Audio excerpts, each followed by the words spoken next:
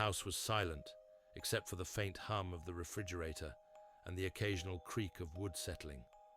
Sunlight filtered through the blinds, slanting across the dining table, casting stark shadows on the polished floor. The air felt still, as if it held its breath in anticipation. Amara stepped into the frame, her footsteps muffled on the hardwood. She paused, taking in the scene as if she were looking at a photograph, not her own dining room.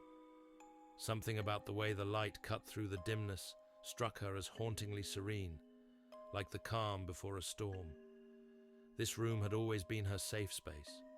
She had shared countless meals at the table, laughed over spilled drinks, and cried over long-forgotten arguments. But today, it felt different. A slight chill prickled her skin, a whisper of something unseen brushing past her. Her gaze shifted to the corner near the curtains. That box. She had forgotten about it. It had been sitting there for weeks, untouched, after she brought it back from her late grandmother's house. Amara had promised herself she'd go through it eventually, but life always had a way of pulling her away. She stepped closer to the box, the light from the door framing her silhouette. The faint scent of old wood and lavender rose as she pulled the flaps open. Inside, she found a collection of items that seemed random but were steeped in significance. An antique pocket watch that no longer ticked, a faded photograph of her grandmother as a young girl, and a handwritten letter sealed in an envelope. The letter called to her, its paper brittle and edges curling. Amara hesitated. Her grandmother had always been a woman of mystery, someone who seemed to carry the weight of unspoken stories. With trembling fingers, she broke the seal and unfolded the note.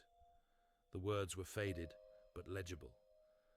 My dearest Amara, if you're reading this, it means the shadows have found you too. Do not be afraid.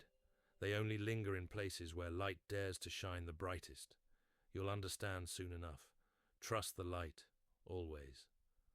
Amara's breath hitched. Her eyes darted to the long, narrow sliver of light stretching from the door across the floor. A sudden breeze rustled the curtains, though no window was open. Her pulse quickened as she noticed a faint, almost imperceptible movement in the shadows near the table. It wasn't just the house settling anymore. Something was watching, something was waiting, and it was her move.